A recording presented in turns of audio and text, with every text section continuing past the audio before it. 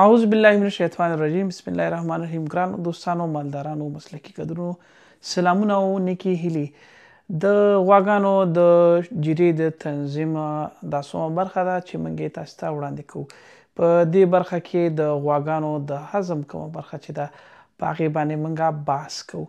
په تیرو درسونو کې موږ تاسو ته وویلې چې غواګانې د میکروبونو په مټ باندې واښه یا غذایي مواد چې دا ماتوي.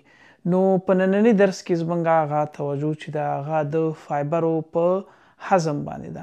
تاسو ته لکه په تیرو ویډیوګانو کې چې موږ ویلې چې غذایي مواد د څو برخو نه جوړ دي او لومړی برخه چې ده هغه اوبه دي او دویمه برخه وچ مواد دي چې په وچو موادو کې پروتین، منرالونه، فایبر، کاربوهایدریت، پروتین دا شیان شامل دي. نو موږ به راځو په دې یو باندې به بحث کوو. نن راځو د فایبرو په هضم باندې بحث کوو. فایبر څه شی دی؟ د نباتاتو کوم جوړښت چې دی دا د حجراتو نه جوړي او په دې حجرو کې دیوال موجود دي. یوې داخلي دیوال چې هغې ته موږ لومړنی دیوال ویو، یوې دیوال چې هغې ته موږ اکثرا دویمي دیوال ویو، او د دې دواړو دیوالونو ترمنځ یو قسم نور غذایي مواد دي چې هغې ته موږ لګنین ویو. په نباتاتو کې چې کله دغه درې مادې موږ څیړو نو اکثره وخت د مالدارۍ هغه کوم اهمیت چې دی دا په دې باندې ډېر زیات دي. فایبرونه په دوو عمدو برخو باندې ویشل شوي دي چې لومړی ته ADF او دویم ته NDF ویل کېږي. فایبر په دریو مختلفو شکلونو باندې د نباتاتو په حجرو کې یا په وښو کې پیدا کېږي چې لومړی ته سلولوز، دویم ته هیمی سلولوز او دریم ته څه وایي لیګنین وایي ورته. ADF په عموما چې کله سلولوز او لګنین سره یوځای شي دا په ADF ګروپ کې راځي، خو کله چې لګنین، سلولوز او هیمی سلولوز سره یوځای شي دې ته NDF وایي. په خپله د نباتاتو د حجرو لومړی دیوال چې دا د سلولوز نه جوړي، ورپسې لګنین وي او د لګنین نه وروسته په دویمۍ برخه کې یا په دویمي دیوال کې هیمی سلولوز موجود دي.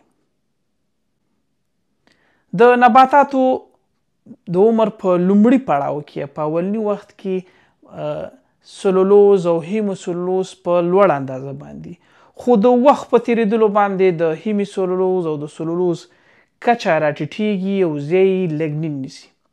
تاسو ته ما په تیرو ویډیوګانو کې په تیرو معلومات چې کوم خپاره کړل په هغې کې تاسو ته موږ ویلو چې میکروبونه د دې وړتیا لري چې سلولوز او هیمی سلولوز مات کړي، خو د لګنین د ماتولو وړتیا نه لري. په همدې لحاظ باندې کله چې موږ نباتات د عمر په لومړي پړاو کې ریبو یا قطع کوو او حیواناتو ته یې راوړو، نو په دغه وخت کې د دې د فایبرو اندازه مفید فایبر چې هغه حیوان ته ګټه رسوي هغه ډیره او کم فایبر چې هغه نه هضمیږي د هغې کچه پکې کموي.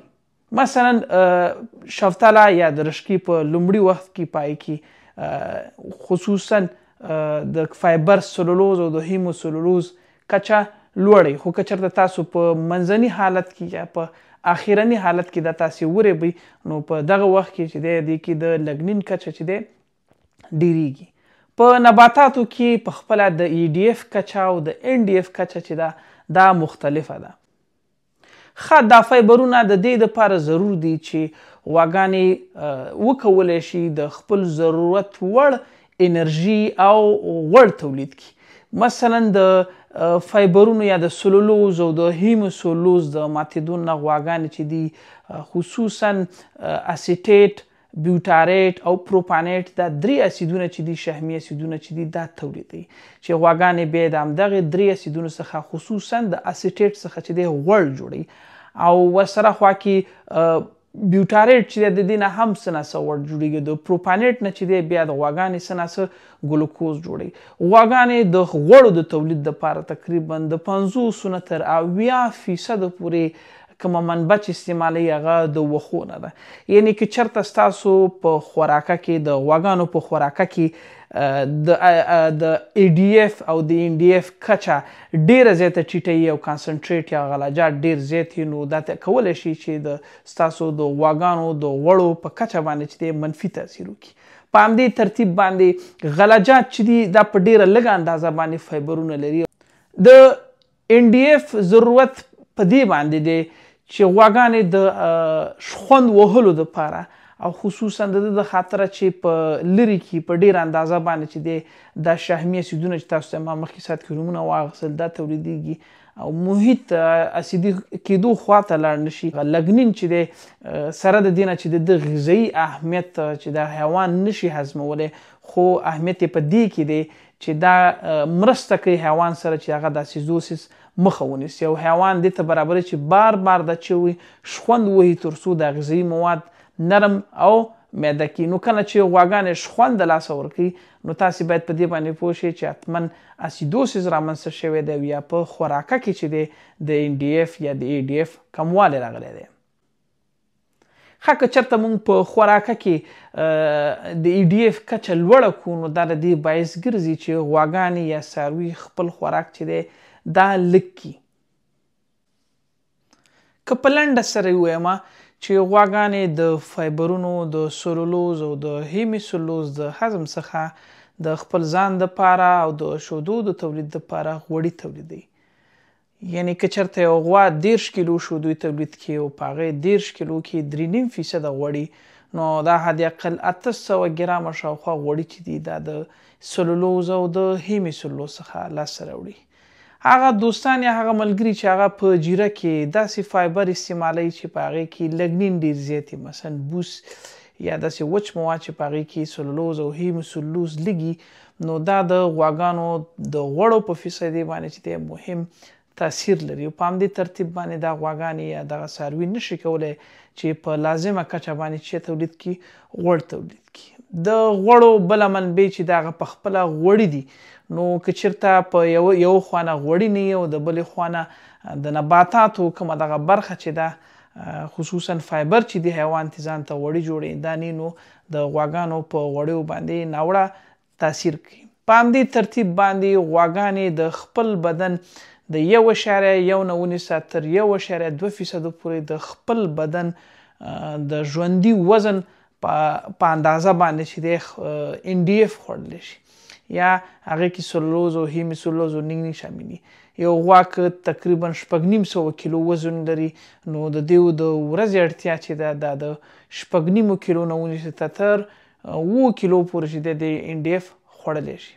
نو که چېرته تاسې غواړئ چې غواګانو ته جیره وسنجوئ نو د دې خبرې خیال وساتئ چې ستاسو د غواګانو په جیره کې باید د فایبرونو اندازه چې ده دا د محاسبې د مخې یعنی په دې ترتیب باندې چې هم دې کې د سایلج د خوا نه فایبر موجود دي هم د بیدې د خوا نه پکې موجود دي هم د شنو اړخو نه او هم ورسره خوا کې په لږ اندازه باندې د بوسو یا هغه فایبر چې نه هضمېږي په هغه هم په ډېره لږ اندازه باندې تر څو حیوانات په دایمداره توګه یا په دوامداره توګه باندې وکولی شي شخوند وهي او دا کوم اسیدي محیط چې په رومن کې یا په لرې کې تولیدېږي دا څنګه کې دا بېرته خنثی کړي او حیوان په کافي اندازه باندې چې دی لاړې تولید کړي.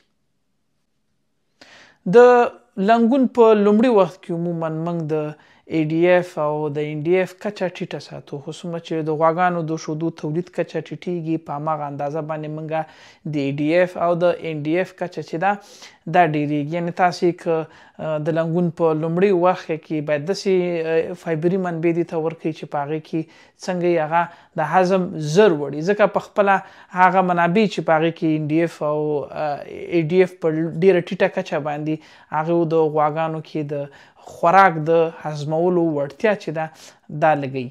نو هغه غواګانې چې د شودو تولید یې کم وي نو هغې ته موږ کوشش کوو چې داسې مواد ورکړو چې هغې کې څنګه د فایبرو اندازه لوړوي.